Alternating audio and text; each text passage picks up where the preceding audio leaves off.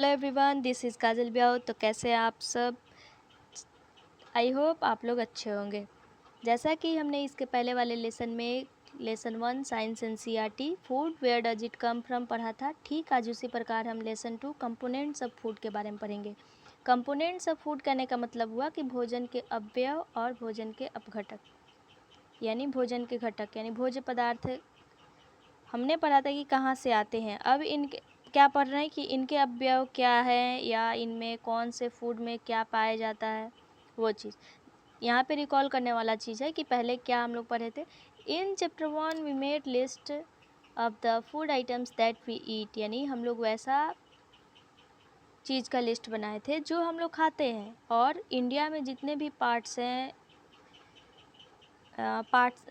India के जितने भी स्टेट्स हैं उनमें कहाँ कहाँ किस क्षेत्र में क्या खाया जाता है उसके बारे में, जिसमें हम लोगों ने एग्जाम्पल पढ़ा था बिहार का एक लिट्टी चोखा, कोलकाता का संदेश रसगुल्ला प्लस हैदराबाद का बिरयानी।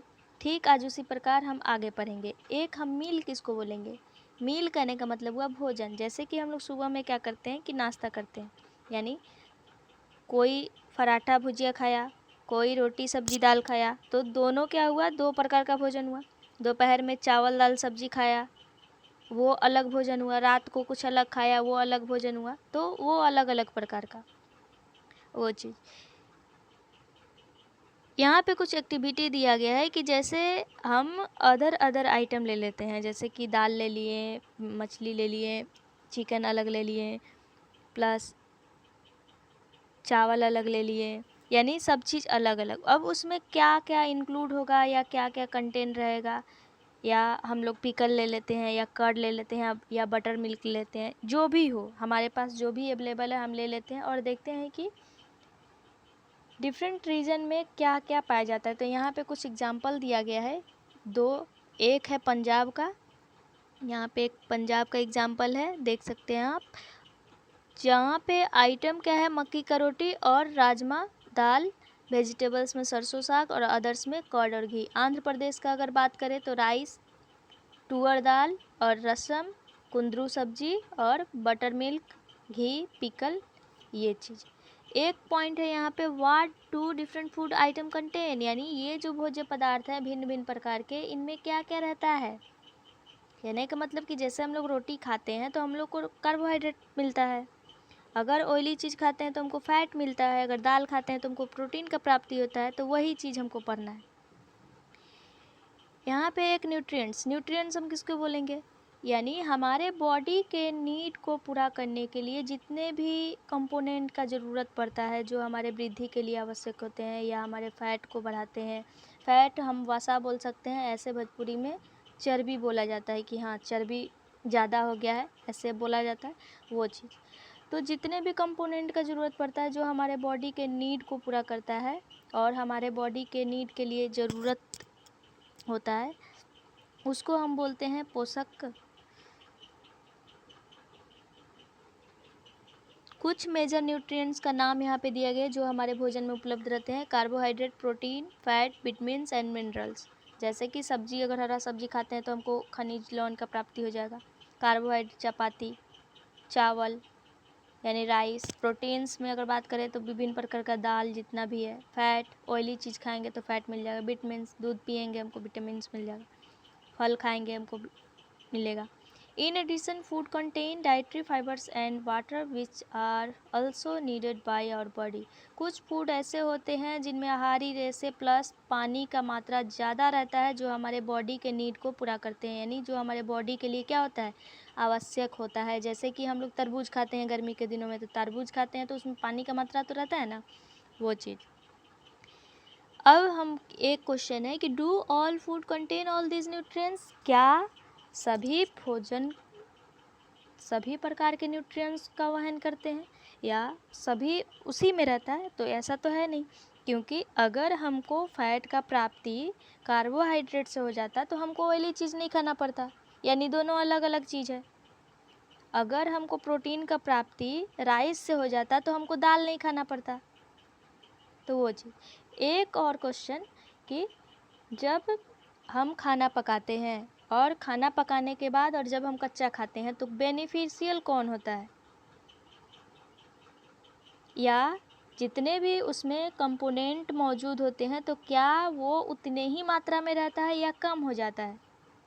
जैसे नॉर्मल अगर हम लोग खाना बनाते हैं तो हम लोग क्या करते हैं, ऐसे कितने लोग होते हैं कि दाल को बिना धोए बनाते हैं, कितने लोग होते हैं कि धो के बनाते हैं।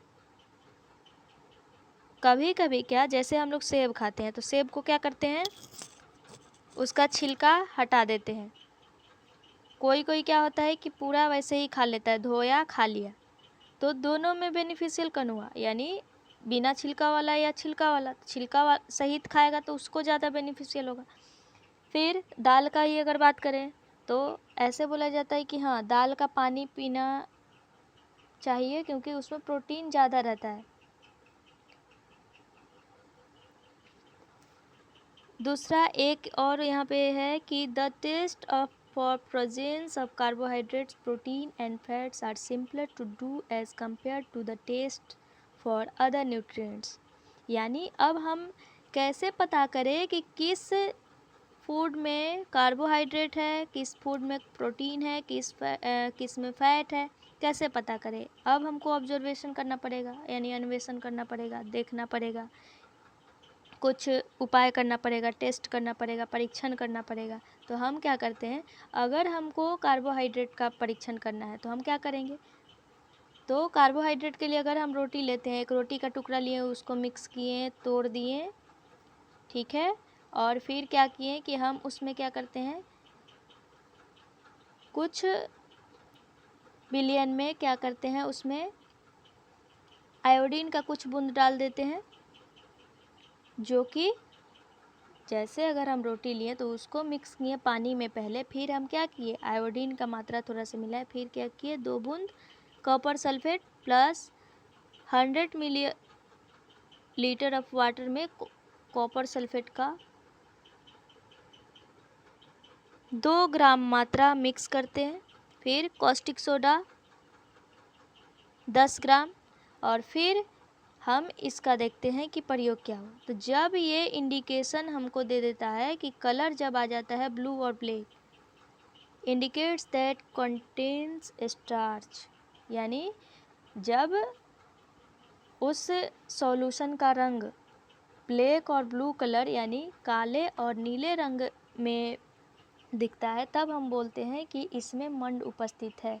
अब मंड किसको बोला जाता है, तो हम इसके लिए ऊपर वाले पॉइंट पे चलते हैं, यानी the main carbohydrate found in our body are in the form of starch and sugars, यानी जो भी कार्बोहाइड्रेट का मात्रा हमारे शरीर में उपस्थित होता है या पाया जाता है, वो किस रूप में रहता है, तो स्टार्च और शुगर के रूप में रहता है। स्टार्च यानी मंड और शुगर। स्टार्च, आप मंड किसको समझ सकते हैं, जैसे कि चोकर देखते हैं, चोकर भी एक क्या है, स्टार्च का उदाहरण है।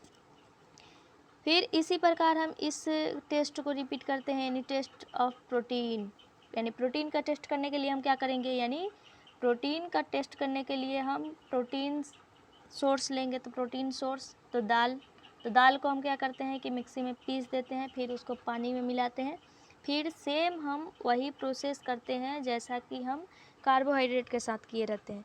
जब हमको इंगित हो जाता है वायलेट कलर, यानी जब बैगनी कलर दिखता है, तो हम कहते हैं कि इस पदार्थ में प्रोटीन की उपस्थिति है। तो यहाँ पे 2 पॉइंट याद करने वाला हुआ, कौन कौन सा, तो हमको कैसे पता चलेगा कि किस पदार्थ में कार्बोहाइड्रेट है, तो जब वो ब्लैक और ब्लू कलर इंडिकेशन करेगा। Second, protein violet colour indicate करेगा। तीसरा एक पॉइंट है nutrients present in some food items, यानी हमको बताना है कि किस भोजन में कौन से पोषक तत्व पाए जाते हैं। यहाँ पे कुछ एग्जांपल दिए गए, जैसे राव पोटैटो यानी कच्चा आलू। स्टार्च प्रजेंट रहता है तो यस, प्रोटीन तो नहीं रहता है, फैट भी रहता है। आलू खाने से आदमी मोटा होता है। मिल्क में स्टार्च रहता है तो नहीं, प्रोटीन हाँ पाया जाता है। ग्राउंडनट में फैट रहता है क्योंकि ऑयली रहता है। अनकुक्ड पाउडर्ड राइस यानी कच्चा चावल तो स्टार्च रहता है, इसमें प्रोटीन नहीं रहता है, फैट नहीं रहता है। कुक्ड राइस स्टार्च रहता है। ड्राई कोकोनट, इसमें भी फैट रहता है। तो आप ऐसे करके ये क्या कर सकते हैं, पूरा क्वेश्चन बना सकते हैं। Test for fats, test for fat यानी जिस प्रकार हम क्या किए, कार्बोहाइड्रेट का टेस्ट किया, प्रोटीन का टेस्ट किया, उसी प्रकार हम किसका टेस्ट करेंगे, फैट का। तो फैट का मेनली टेस्ट, जैसे कि हम लोग क्या करते हैं, मार्केट जाते हैं, क्या करते हैं, हम पकौड़ा ले लिए, खरीद लिए, और उसको हम एक पेपर में ले लिए, वाइट पेपर में, और उसको क्या करते हैं, हम उसको ज़ोर से दबाते हैं। तो पेपर पे देखते हैं क्या कि कुछ पैचेज आ गया, यानी ऑयली पैच, यानी पेपर के सतह पे सारा ऑयल ऑब्जॉर्व हो जाता है, यानी अवशोषित कर लेता है उस पकौड़े का। तो उसमें हम लोग कैसे देखें, जब हमको पता चले an oily page on paper shows that the food item contains fat, यानी वही ऑयली पेज जो पेपर पे हम लोग को दिखता है, वो दिखाता है कि इस भोजन में क्या है, फैट है, वसा है, यानी ये ऑयली है। द फूड आइटम्स में sometimes contain a little water, कभी कभी क्या होता है कि कुछ भोजन में पानी की कुछ मात्रा रहती है। तो कैसे हमको पता चलेगा, तो पानी क्या रहेगा, वो तो फैलेगा, लेकिन ऑयल पैच रहेगा तो जितना दूर में स्प्रेड होगा उतना ही दूर में रहेगा, तो हमको आसानी से पता चल जाएगा। तो हम यहाँ पे क्या क्या देखें, we tested food items for 3 nutrients, carbohydrate, protein and fats, यानी 3 चीज़ के बारे में परीक्षण किए, कार्बोहाइड्रेट, प्रोटीन और फैट की कहाँ कहाँ पाया जाता है। There are also other nutrients like vitamins and mineral that are present in food items, इसके अलावा कुछ अदर मेजर न्यूट्रिएंट्स होते हैं जिनमें विटामिन्स और मिनरल जो हमारे भोज्य पदार्थ में उपस्थित रहते हैं, उसके बारे में भी पढ़ेंगे। What do various nutrients do for our body, यानी ये जितने भी न्यूट्रिएंट्स रहते हैं, जितने भी विभिन्न प्रकार के न्यूट्रिएंट्स है या पोषक तत्व हैं, ये हमारे बॉडी के लिए कैसे कार्य करते हैं। तो कार्बोहाइड्रेट क्या करता है, mainly provide energy to our body, यानी इंस्टेंट एनर्जी देने का काम करता है, यानी एनर्जी प्रोवाइडर है। Fat also gives us energy, यानी फैट, यानी ऑयली चीज़ जब हम लोग बाहर से, कभी कभी आप देखिएगा बहुत चीज़ हम लोग खा लेते हैं, तो आते हैं तो हमको मन नहीं करता, अरे हम तो बहुत खा लिए ऐसा, तो वो भी क्या करता है, एनर्जी देता है। Fat give much more energy as compare to the same amount of carbohydrate, हम जितनी मात्रा में कार्बोहाइड्रेट का सेवन करते हैं, सेम उसी के तुलना में अगर उतना ही हम फैट का सेवन करें, तो कार्बोहाइड्रेट के तुलना में फैट वाला हमको क्या करता है, ज़्यादा एनर्जी देता है। यानी ऑयली चीज़ और एक रोटी खाते हैं, यानी अगर रोटी ही खा लिए फिर हम बाहर जाके कुछ तो खा लेते हैं, लेकिन बाहर खा के आए रहते हैं तो घर में हम उतना नहीं खा पाते हैं। Food containing fat and carbohydrate are also called energy giving food, इनको क्या बोला जाता है, एनर्जी गिविंग फूड, यानी जो भोजन हमें एनर्जी देते हैं, यानी ऊर्जा प्रदान करते हैं।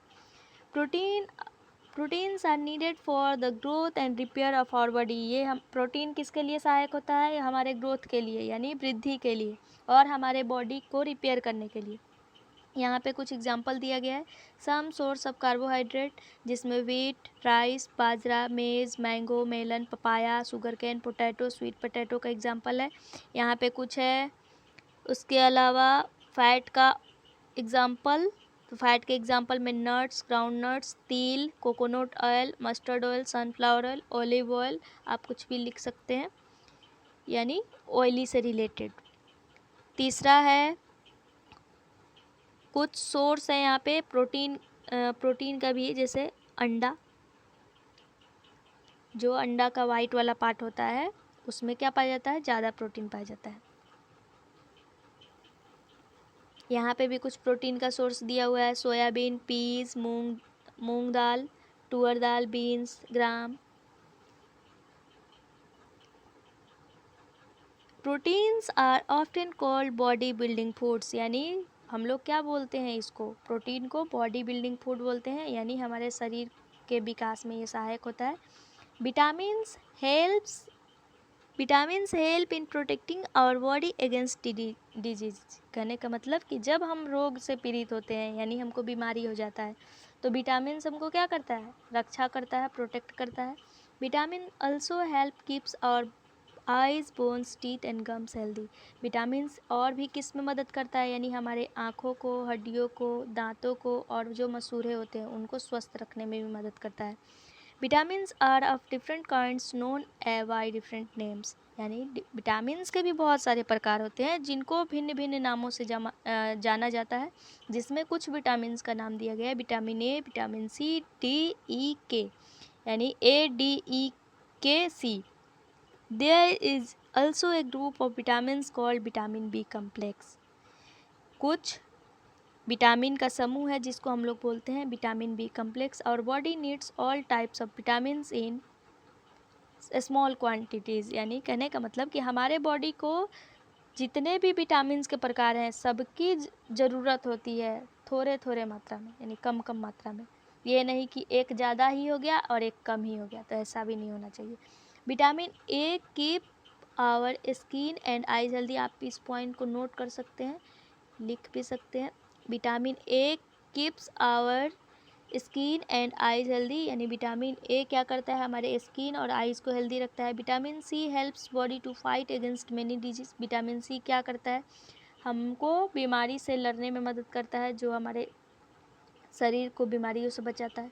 Vitamin D help our body to use calcium for bones and teeth, यानी विटामिन डी किस में यूज करता है, कैल्शियम फॉर बोन्स, यानी हड्डियों के लिए कैल्शियम और दांतों के लिए। Food that are rich in different vitamin are shown in. अब देखिए यहाँ पे कुछ भोजन का पदार्थ दिया है, यानी भोज्य पदार्थ दिया गया है जिसमें कौन कौन से विटामिन ज़्यादा मात्रा में पाए जाते हैं। तो विटामिन ए का सोर्स क्या है, यहाँ पे ये एग्जाम में पूछता है, ये याद करने वाला पॉइंट है। तो papaya, carrot, mango. Vitamin B का सोर्स तो rice, liver, wheat. Vitamin C का सोर्स तो जितने भी खट्टे पदार्थ जैसे lemon, amla, green chilli, guava, orange, tomato. Vitamin D का सोर्स तो egg, liver, fish.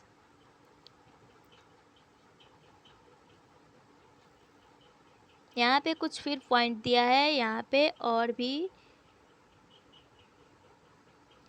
Minerals are needed by our body in small amounts, यानी हमारे बॉडी को खनिज लवण की ज़रूरत पड़ती है कुछ मात्रा में। Each one is essential for proper growth of body and to maintain good health, यानी हमारे स्वास्थ्य को अच्छा रखने में और प्रॉपर ग्रोथ में, यानी अच्छे से वृद्धि हो उसमें भी सहायक होता है। कुछ यहाँ पे फिगर दिया हुआ है, जैसे some source of phosphorus, some source of iodine, some source of calcium. आप इसको नोट कर सकते हैं।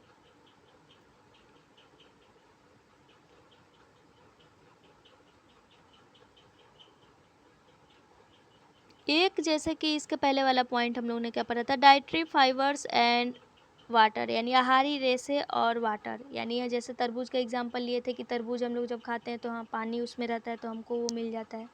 डाइटरी फाइबर्स को हम लोग क्या जानते हैं किस नेम से, तो रॉफेज नाम से जानते हैं। Roughage is mainly provided by plant products in our food. हम लोग जितने भी प्लांट प्रोडक्ट खाते हैं उससे हमको किस चीज़ की प्राप्ति होती है, रॉफेज की प्राप्ति होती है।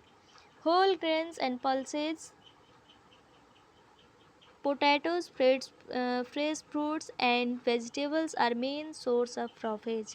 जितने भी अनाज है, आलू है, दाल है, जितने भी ताज़े फल हैं या सब्जियां हैं वो किसके सोर्स हैं, तो रॉफेज के सोर्स है। Roughage doesn't provide any nutrient to our body. Roughage क्या करता है, हमारे बॉडी को कोई भी पोषक तत्व नहीं भेजता है। जैसे कि हम लोग क्या करते हैं कि जब हम लोग ज़्यादा खा लेते हैं तो जितना भी जैसे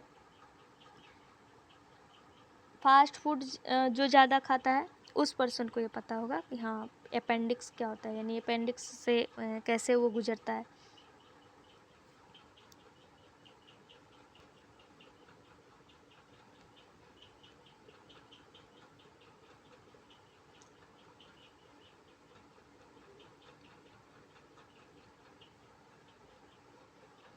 अब आया वाटर का काम। अब वाटर का क्या क्या काम करेगा, तो जितने भी न्यूट्रिएंट्स हम लोग लेते हैं जो भोजन से हमको प्राप्त होता है उसको क्या करता है, वो अवशोषित करता है। It also helps in throwing out some waste from body as urine and sweat. कभी कभी क्या होता है कि जैसे हमारे बॉडी में जब ज़्यादा मात्रा हो जाता है तो उसको क्या करना, वेस्ट के रूप में बाहर निकलना। जैसे कि हमको पसीना होता है तो पसीना, या यूरिन, यूरिन यानी मूत्र, तो वो चीज़, तो ये सब क्या है, तो वेस्ट मटेरियल के रूप में वो क्या हो जाता है, हमारे बॉडी से बाहर निकल जाता है। Normally we get most of the water that our body needs from the liquid we drink such as water, milk and tea. अब सामान्यतः अगर देखा जाए तो हम लोग को बॉडी में वाटर कैसे प्राप्त होगा या कैसे मिलता है, तो जितना भी हम लोग लिक्विड पदार्थ पीते हैं, लिक्विड पदार्थ करने का मतलब जैसे जूस पी लिए, दूध पी लिए, पानी पी लिए, चाय पी लिए, वो तो जितना भी ये चीज़ है तो उससे हमको थोड़ा थोड़ा मात्रा में तो पानी मिलेगा ही, तो ये क्या करता है, पानी की पूर्ति कर देता है। In addition we add water in most cook food. कभी कभी क्या होता है, कभी कभी क्या होता है, हमेशा ही हम लोग करते हैं, जब हम लोग भोजन पकाते हैं तो उसमें पानी डालते हैं। यहाँ पे एक्टिविटी 3 यानी जैसे कि हम लोग क्या करते हैं कि ताज़ा फल हो चाहे कुछ भी हो, हम लोग उसको कट करके छोड़ देते हैं, तो वो हमारे हेल्थ पर कैसे इम्पेक्ट करता है वो चीज़। या हम लोग देखते हैं कि उसमें पानी कैसे, पानी का मात्रा, जैसे कि हम तरबूज ही लिए, तरबूज को ही कट किए तो उसमें से तो पानी का मात्रा निकलता है ना, तो वो चीज़। बैलेंस डाइट एक पॉइंट है। बैलेंस डाइट करने का मतलब क्या हुआ, संतुलित आहार। बैलेंस डाइट मतलब संतुलित आहार। कहने का मतलब हुआ कि जब हमारे बॉडी के लिए प्रॉपर मात्रा में सारे न्यूट्रिएंट्स मिलते हैं, यानी कार्बोहाइड्रेट की प्राप्ति हो रही है, प्रोटीन की प्राप्ति हो रही है, मिनरल्स की प्राप्ति हो रही है, फैट की प्राप्ति हो रही है, विटामिन्स की प्राप्ति हो रही है, ये जितने भी, तो इनको क्या बोला जाता है, बैलेंस डाइट यानी संतुलित आहार। यानी हम वैसे भोजन पदार्थों को ग्रहण करते हैं जिससे हमको मेजर अमाउंट ऑफ न्यूट्रिएंट्स की प्राप्ति होती है, उसको हम बोलते हैं बैलेंस डाइट। इसको हम अगर डेफिनेशन के तौर पे बोले तो the diet should also contain a good amount of roughage and water. ये इसमें क्या रहता है, पानी और रॉफेज दोनों उपलब्ध रहता है। एक और पॉइंट यहाँ पे, pulses, groundnut, soybean, sprouted seed, moong and Bengal gram, fermented food, South Indian food such as idli is a combination of flours, banana, spinach, sattu, jaggery, available vegetables and other such food provide many nutrients। यानी इसके अलावा nutrients का अगर source देखा जाए, यानी balance diet जिससे हम लोग को प्राप्ति होता है, तो उसमें क्या, सोयाबीन का मात्रा, सोयाबीन में भी प्रोटीन ज़्यादा रहता है, plus groundnut, plus pulse, sprouted seed करने का मतलब जैसे कल ही पढ़ाए थे, स्प्राउट यानी कोपले, अंकुरित भोजन, जैसे मूंग हम लोग खाते हैं, या चना खाते हैं, या बादाम खाते हैं, या इडली, इडली यानी किण्वित भोजन के रूप में यहाँ पे दिया गया है। तो वो जितने भी फूड आइटम्स है, इनमें क्या रहता है, एक मात्रा में न्यूट्रिएंट्स उपस्थित रहता है जो हमारे बॉडी को ये प्रोवाइड करते हैं, ये मिलता है। Therefore one can eat a balance diet without expensive food materials. यानी इसलिए हम लोग कह सकते हैं कि हम लोग क्या कर सकते हैं, यानी अपना बैलेंस डाइट संतुलित रखने के लिए बिना ज़्यादा खर्च किए हम लोग इसमें भी काम चला सकते हैं, यानी हमारे बॉडी के लिए जो सफिशियंट है।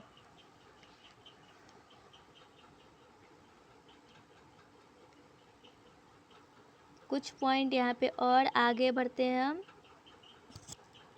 The skins of many vegetables and fruits contain vitamins and minerals. Similarly, repeated passing of rice and pulses may remove some vitamins and minerals present in them। जैसा कि हमने इसके पहले ही बोला था कि कुछ लोग क्या करते हैं, दाल को बिना धोए बनाते हैं, कुछ लोग क्या करते हैं, दाल को धो के बनाते हैं, तो कुछ उसमें का विटामिन्स और मिनरल जो उसमें उपस्थित रहता है वो क्या हो जाता है, रिमूव हो जाता है जब हम उसको धोते हैं। वही चीज़ यहाँ पे बताया गया है। कुछ वेजिटेबल्स हम जैसे सेब का एग्जांपल लिए थे कि हम लोग क्या करते हैं कि उसका जो छिलका होता है, जो पील्स होता है, उसको हटा देते हैं, तब कट करके खाते हैं। कोई क्या करता है, उसको छिलका सहित ही खा लेता है, तो जो छिलका में मौजूद रहा तो वो तो हमको नहीं मिला, राइट। वही चीज़ यहाँ पे बताने का प्रयास किया गया है। We all know that cooking improves to taste of food and make it easier to digest. यानी हमको कैसे पता चलेगा? यानी जैसे हम लोग भोजन बनाते हैं तो ये हमको क्या करता है, यानी ये हमारे भोजन के स्वाद को बढ़ाता है, प्लस हमको पचाने में मदद करता है कि जल्दी पच जाए। जैसे हम लोग नॉर्मली ऐसे बोलते हैं कि जब हम लोग क्या करते हैं कि बहुत ज़्यादा चिकन खा लेते हैं, बहुत ज़्यादा क्या मतलब पूरा होता है ना कि हाँ ओवर खा लिए, तो अगर जल्दी पचाना है तो अगर आप गर्म पानी पीते हैं तो जो भोजन आपको 4 घंटे में पचता है वो 2 घंटे में पचेगा। यानी गर्म पानी और ठंडा पानी में वहाँ पे भी अंतर हो जाता है। तो ठीक उसी प्रकार जैसे कि हम छिलका सहित खा रहे हैं और बिना छिलके सहित खा रहे हैं, तो इसमें कुछ मात्रा जैसे हटा, जैसे कि अगर दाल का जैसे बात करें तो कुछ तो उसका मात्रा प्रोटीन का हटा। Vitamin C gets easily destroyed by heat during cooking. जैसे कि हम इसके पहले ही बताए थे कि विटामिन सी क्या होता है, कुकिंग जब हम लोग करते हैं तो वो क्या हो जाता है, ख़त्म हो जाता है, नष्ट हो जाता है। अब यहाँ पे बूझो नाम का एक शख्स है, यहाँ पे कैरेक्टर दिया गया है, वो क्या सोचता है कि fat would be the best food to eat, यानी जो फ़ैट हम लोग खाते हैं वो क्या है, सबसे बेस्ट होता है क्या, हमेशा के लिए, ऑल द टाइम बोल रहा है। तो ये तो हमेशा ऑयली खाते रहेंगे, पिंपल निकलेगा, बहुत ज़्यादा problem.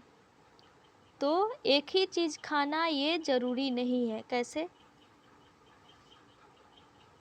It can be very harmful for us eat too much of fat rich food and we may end up suffering from a condition called obesity। यानी जब हम बहुत ही मात्रा में ज़्यादा ऑयली खा लेते हैं तो ये क्या हो सकता है, ये हमारे लिए हार्मफुल हो सकता है, हानिकारक हो सकता है, और हम इससे क्या हो सकते हैं, बीमार पड़ सकते हैं, पीड़ित हो सकते हैं, जिसको हम नाम देते हैं क्या, obesity.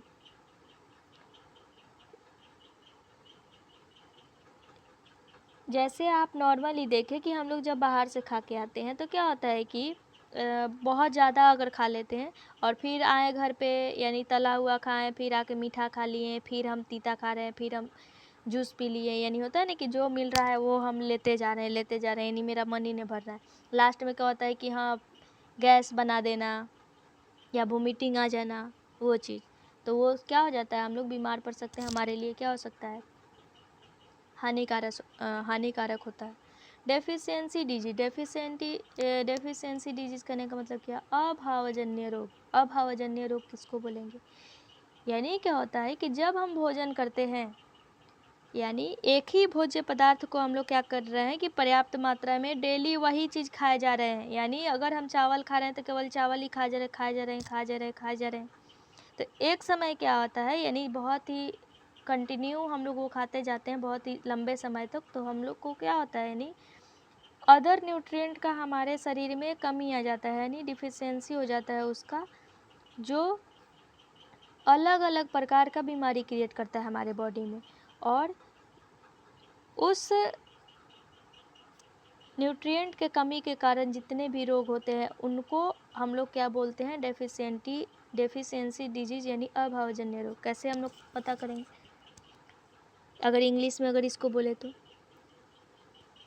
A person may be getting enough food to eat but sometimes the food may not contain a particular nutrient, यानी ऐसा भोजन वो कर लेता है जिसमें पार्टिकुलर न्यूट्रिएंट नहीं रहा। If this continues over a long period of time, यानी ये क्या करता है, ये हमेशा बहुत ही लॉन्ग पीरियड तक चलता है, यानी लंबी अवधि तक चलता है।